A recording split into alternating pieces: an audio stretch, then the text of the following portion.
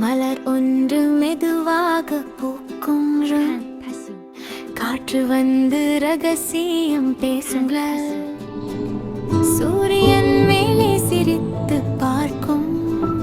புது நாள் நம்மை அழைத்து சேர்க்கும் பறவை மேலே வானத்தில் பறக்கும் நதிகள் கீழே ஓடிக்கொண்டிருக்கும்